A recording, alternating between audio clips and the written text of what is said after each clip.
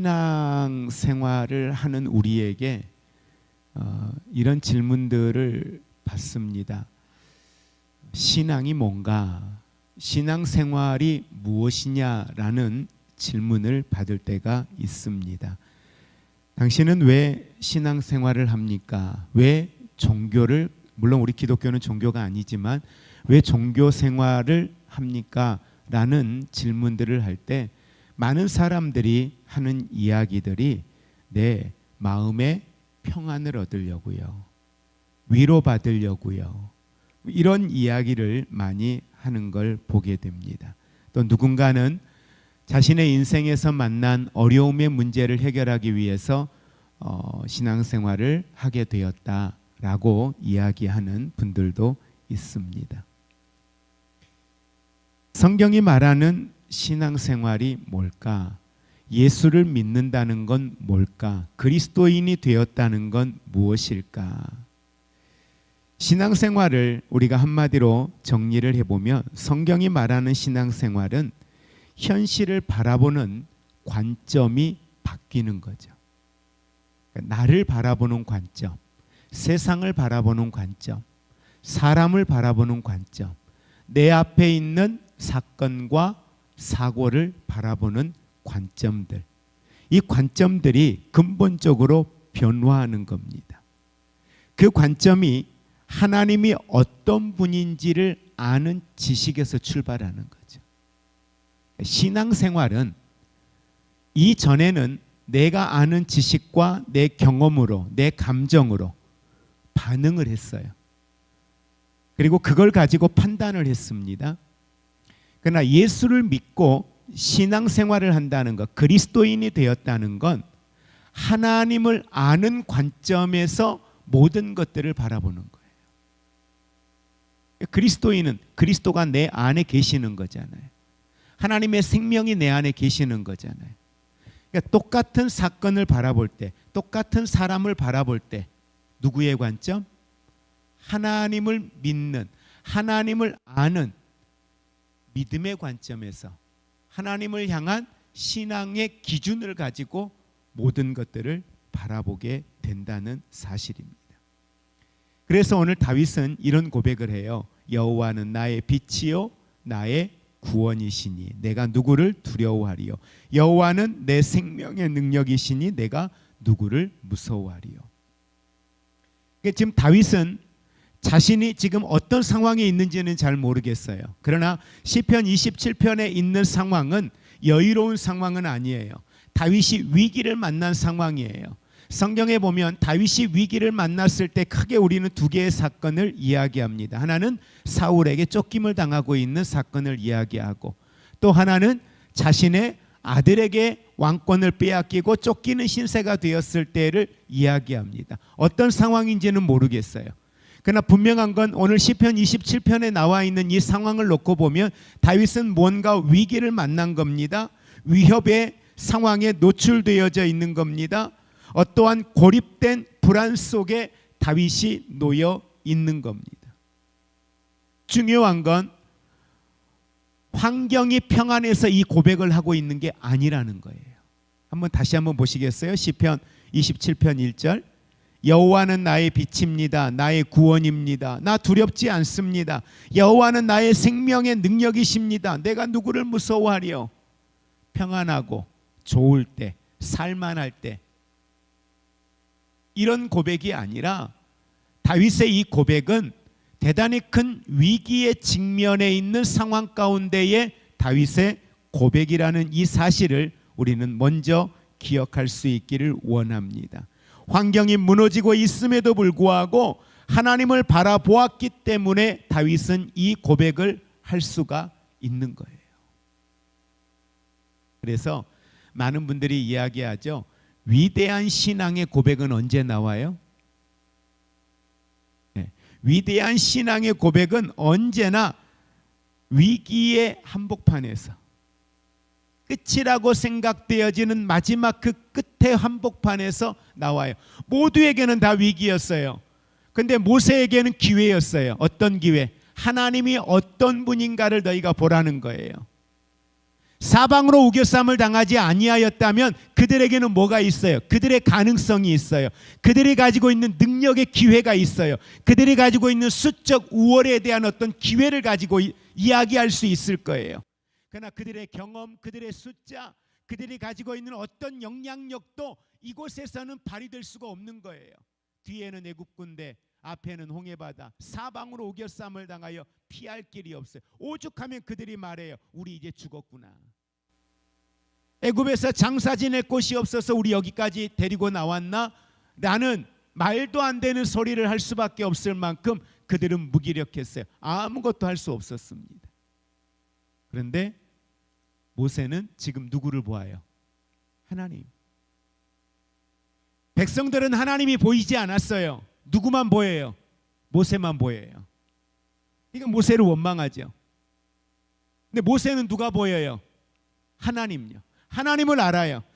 하나님을 알기 때문에, 하나님을 보았기 때문에 그가 아는 하나님에 대한 지식, 하나님이 어떤 분인지를 아는 그 지식, 그 경험 속에 그는 신앙의 고백을 할 수 있는 거예요. 오늘 하나님이 너희 앞에 어떤 일을 행하시는가를 보라는 거예요. 네, 여러분, 이게 위대한 고백 같죠? 근데 모세에게는 사실 위대한 고백이 아니에요. 왜? 너무 당연한 고백이었어요. 광야에서 경험했던 하나님, 애굽에서 경험했던 하나님 너무 잘 알아요. 그러니까 모세의 입장에서는 그렇게 말하는 게 특별한 게 아니었던 거예요. 너무 당연한 거였던 거예요. 하나님 이런 분인데, 그러니까 두렵지가 않은 거죠. 일부러 고난의 자리를 찾아갈 이유는 없습니다. 그러나 혹여라도 그 고난의 자리에 여러분이 서게 될지라도 여러분 그곳에서 하나님을 바라보면 우리 또한 오늘 모세와 같은, 다윗과 같은 이러한 아름다운 신앙의 고백으로 우리의 삶을 능히 우리가 반응하게 되고 그 반응 속에 하나님의 영광을 보게 될 줄로 믿습니다. 오늘 본문 말씀 여러분 자세히 우리 몇 개의 단어를 좀 주목해서 보겠습니다. 자, 1절에 다시 한번 보면 여호와는 나의 빛이요 나의 구원이시니 내가 누구를 두려워하리요. 여호와는 내 생명의 능력이시니 라고 이야기합니다.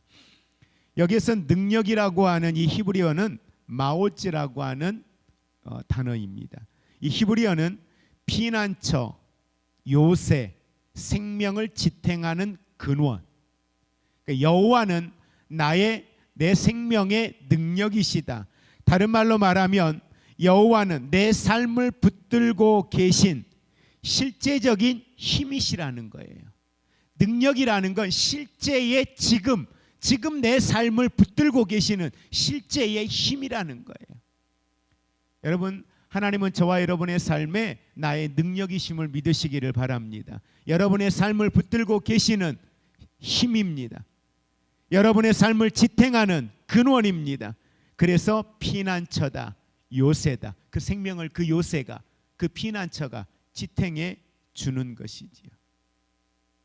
하나님은 여러분의 생각 속에 하나님, 지식 속에 하나님, 교회에 와서 이 예배당에서 예배 드릴 때에 만나는 그런 하나님만이 아니라 내 생존, 우리의 생존하는 삶에 열심히 싸우고 있는, 피 터지게 싸우는 그 생존의 현장, 여러분 그 생존과 존재를 실제로 지탱해 주시는 분이라는 사실을 믿으시기를 바랍니다. 그 힘으로 우리가 여기까지 온 것입니다. 민수기 13장과 14장의 내용에 보면 우리가 잘 아는 매우 중요한 사건이 나옵니다. 하나님이 이스라엘 백성들을 가나안 땅을 앞에 두고 정탐꾼들을 보내요. 정탐꾼들을 보내는데 그 정탐꾼들이 갔다 와서 10명의 사람과 2명의 사람의 고백이 다른 것 우리가 너무도 잘 알잖아요. 자, 그런데 너무도 잘 알고 있는 이 사건을 조금 더 깊이 우리가 들여다보면 10명의 사람들이 뭐라고 말합니까? 우리는 스스로 보기에도 목과 같다, 메뚜기 같다. 여러분 놀라운 건 뭐예요? 10명의 정탐꾼이 우리가 보았을 때, 우리 스스로가 보았을 때 우리는 메뚜기와 같다라고 했던 그 10사람, 그리고 그 말에 동조했던 수많은 이스라엘 백성들, 그들은 그렇게 생각을 했고 그렇게 말했고 중요한 건 그렇게 행동했어요. 말만 그렇게 아닌 게 아니라 행동도 그렇게 했단 말이에요. 뭐 하려고 했어요? 돌아가자.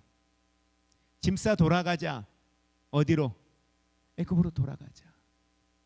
생각하고 말하고 행동까지. 뭘요? 자신들이 보았던 것. 결국 믿음 없는 이들의 생각은 자신들 앞에 있는 현실 앞에 굴복하게 만들었습니다. 여러분, 우리도 그래요. 우리가 믿음이 없을 때, 하나님이 보이지 않을 때 어떻게 해요? 내 현실 앞에, 내 앞에 있는 사건 앞에, 내 앞에 있는 사람 앞에 뭐 해요? 굴복해요. 왜?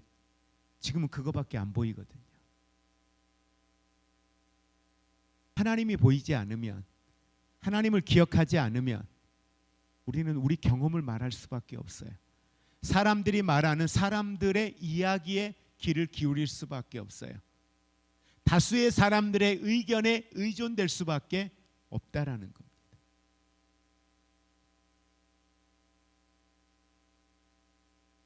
그런데 여호수아와 갈렙을 여러분 보시기 바랍니다. 민수기 14장 8절에 이들은 이렇게 말합니다. 같이 합독합니다. 여호와께서 우리를 기뻐하시면 우리를 그 땅으로 인도하여 들이시고 그 땅을 우리에게 주시리라. 이는 과연 젖과 꿀이 흐르는 땅이니라. 들어가고 들어가지 못하고의 주권은 누구에게 있다는 거예요? 하나님. 여기까지 인도하신 분이 하나님이시기 때문에 들어가고 못 들어가고의 주권은 하나님께 있는데 조건은 뭐예요? 하나님이 우리를 기뻐하시며, 우리를 기뻐하시며. 여러분, 저와 여러분의 삶을 통해 하나님이 기뻐하심을 얻는 건 뭘 통해서일까요? 뭘 보시고예요? 믿음이에요. 하나님이 기뻐하심은 우리의 믿음을 보시고 하나님은 늘 기뻐하시는 걸 보게 됩니다. 그래서 오늘 이 10명과 두 사람의 가장 큰 차이는 믿음의 원천이 어디에 있느냐는 거예요. 믿음의 원천이 어디에 있느냐. 오늘 그들이 갖는 믿음, 10사람은 그들의 능력에 있었어요. 그들의 손에 힘에 있었어요. 그들이 갖는 믿음의 원천이. 그러나 여호수아와 갈렙은 믿음의 원천이 누구에게 있어요? 하나님께. 여러분, 혹시 여러분의 미래의 삶의 어떤 그 힘의 원천이 혹시 자녀들에게 있으세요? 기대하지 마십시오. 자녀들에게 기댈 수 있는, 자녀들에게서 여러분이 힘을 얻을 수 있는 뭐 많은 것들이 있겠죠. 예, 많은 것들이 있겠지만 우리의 삶의 미래의 가장 큰 소망의 원천은 여러분 예수 그리스도가 되시기를 주의 이름으로 축복을 드립니다. 그래야 흔들리지 않아요. 자녀에게 그 힘의 원천이 자녀에게 있으면 자녀의 반응에 따라 나는 매번 왔다 갔다 해야 돼요. 명절마다 왔다 갔다 해야 되고요. 상황 따라 환경 따라 왔다 갔다 해야 되고요. 아이들의 눈빛 때문에 톤 때문에 왔다 갔다 해야 되고요. 여러분 너무 거기에 그렇게 많은 에너지를 쏟지 않으셨으면 좋겠습니다. 믿음의 원천이 하나님의 말씀, 생명의 말씀 안에 있음을 믿으시기를 바랍니다. 언젠가 한번 여러분에게 이런 말씀을 드린 적이 있어요. 우리가 마가복음에 가서 보면 마가복음 5장에 거라사 귀신 들린 사람에 대한 이야기가 있는데 그래서 귀신 들린 사람이 귀신이 들리고 나니까 어떤 능력을 막 보여요. 성경에 보니까 쇠사슬을 끊고 고랑을 깨트릴 정도로 힘을 가져요. 그러니까 초능력을 보여요. 실제 그 사람은 그럴 능력이 없어요. 그럴 힘이 없어요. 근데 귀신이 들리니까 어때요? 예. 여러분 귀신 들린 분 보신 적 있으세요? 예? 귀신 들린 분하고 여러분 한번 이렇게 힘으로 붙어 보신 적 있으세요? 예. 여러분 못 이겨요. 예전에 우리 화평교회 저기 지금 신세계교회에 있는 그 골프장 밑에 앞마을에 있을 때 교회에 그런 분이 계셨어요. 근데 안 돼요. 힘으로 감당할 수가 없어요. 근데 여러분 그러면 그게 그분의 힘이에요? 귀신이 준 힘이에요? 귀신이 준 힘이죠. 여러분 귀신도요 사람에게 힘을 줘요. 귀신도요 사람에게 초자연적인 능력을 줘요. 예.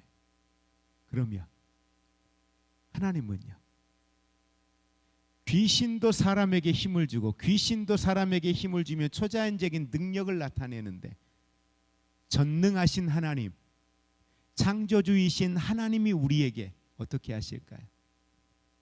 주시죠. 당연히 능력을 주시죠. 우리에게 당연히 능력을 주시기 때문에 그래서 다윗은 그걸 너무도 잘 알고 너무도 많이 경험했기 때문에 다윗은 뭐라고 고백해요? 여호와는 내 생명의 능력이시다.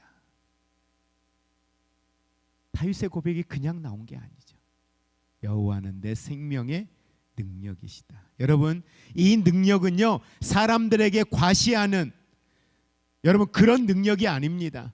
여기에서 말하는 능력은 생명을 살리는 능력이고요.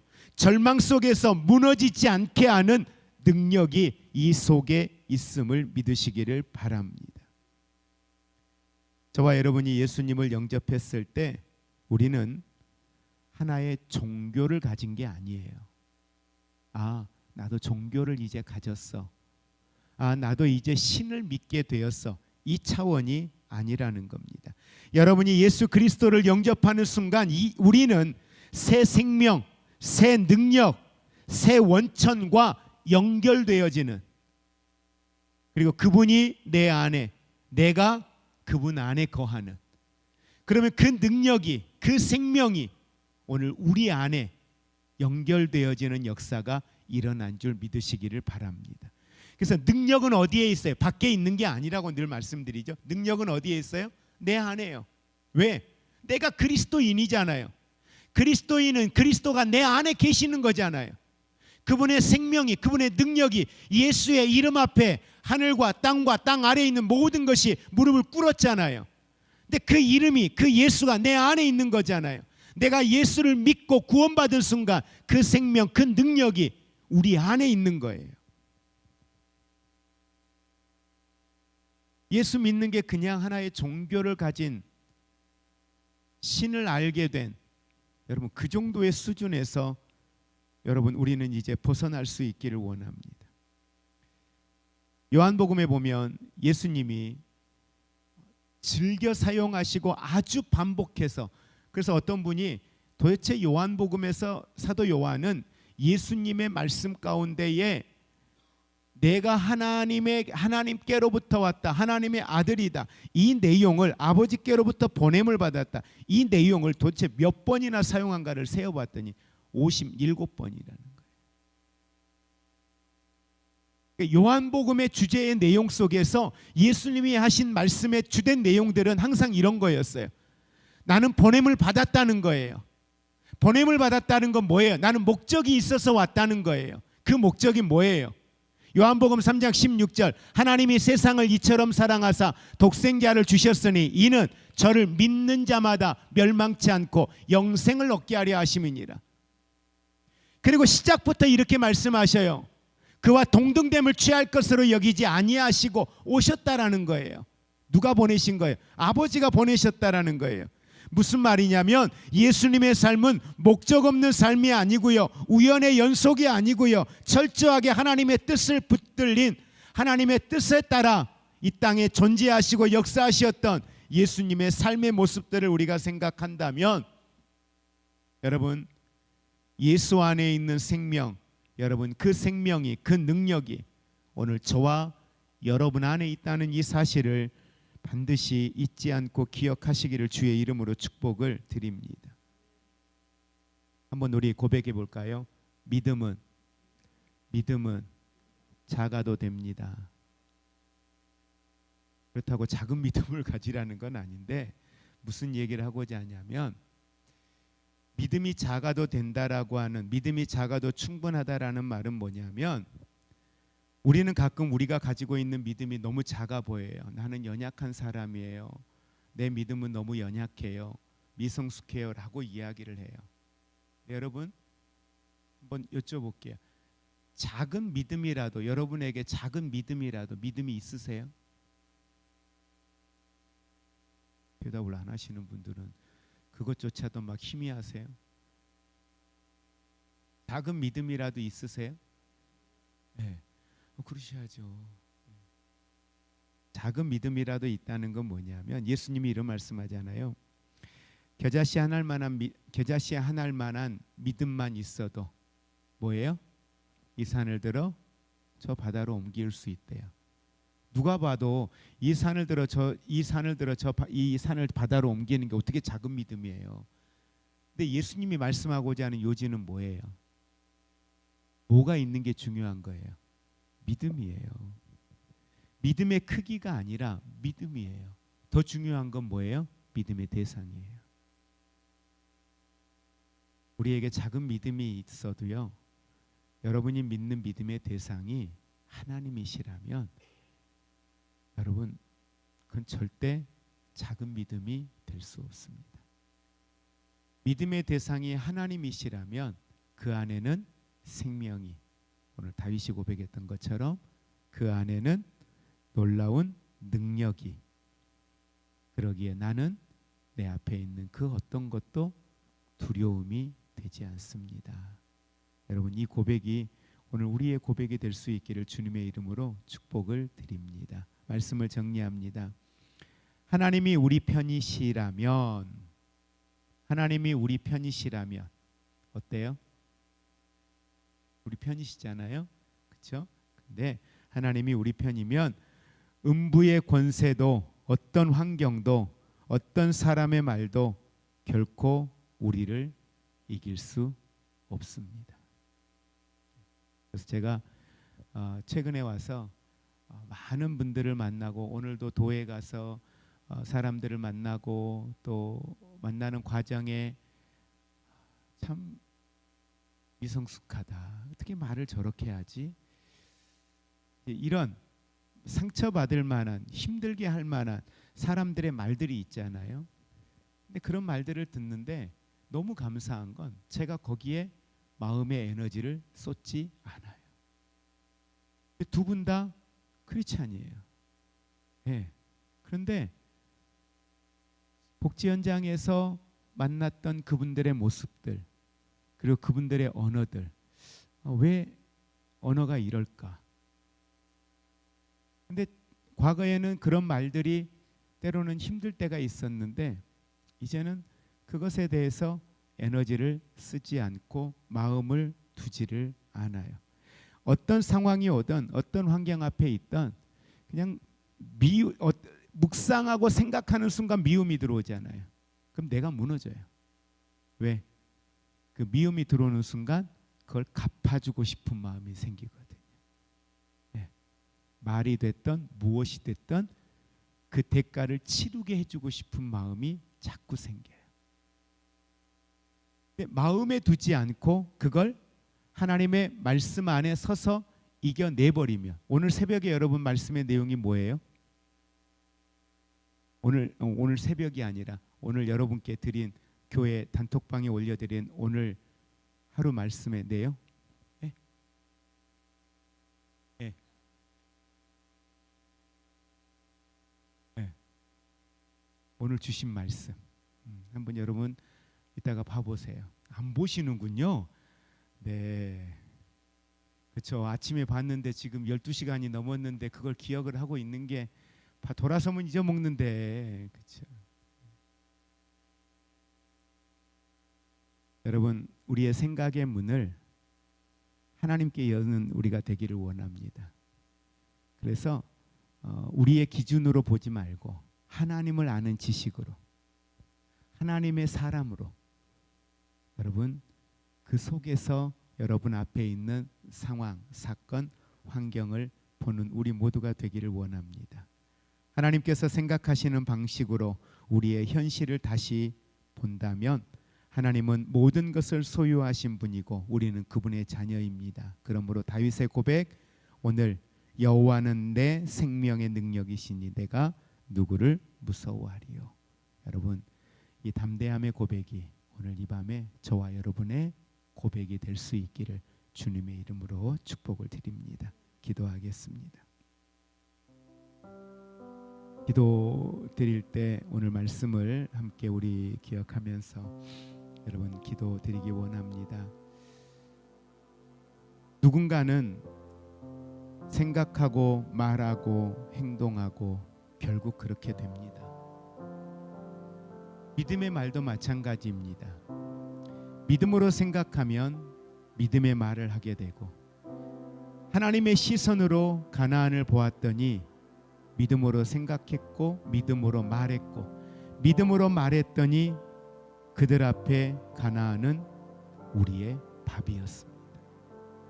하나님이 기뻐하셨어요. 그 소리를 듣고 하나님이 기뻐하시면 우리를 능히 그곳에 인도하실 거라는 그들의 고백처럼 그들은 하나님의 인도를 받아 가나안에, 그것도 최악의 조건이었던 헤브론 땅까지도 점령을 합니다.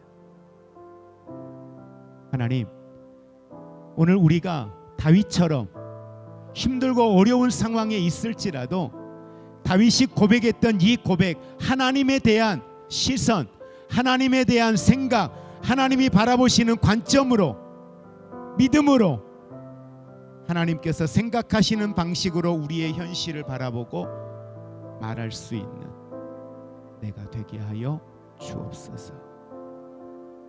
예, 말씀을 기억하시면서 기도하시고, 여러분에게 중보기도를 한 가지 더 부탁을 드립니다. 우리 이민혁 원사님을 위해서도 여러분 기도해. 오늘 기도 끊지 않습니다. 끝까지 여러분 계속 같이 기도하실 겁니다. 우리 교회 같이 신앙생활 하셨던 우리 신영순 집사님 아시죠? 신영순 집사님. 우리 신영순 집사님께서 뇌종양이 오셨대요. 그래서 월요일 날 뇌종양 수술을 하신다고 합니다.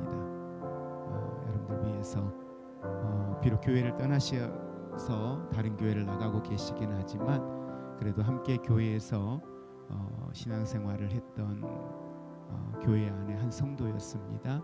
위해서 여러분들 기억하시고, 우리 신영순 집사님 이제 70대 초반밖에 되지 않으셨어요. 위해서 기도해 주셔서 잘 회복될 수 있도록 위해서 기도해 주시고, 이민혁 원사님을 위해서 여러분 기도 제목들을 가지고 우리 함께 합심하여 계속 여러분들 끝날 때까지 기도하겠습니다. 같이 기도합니다.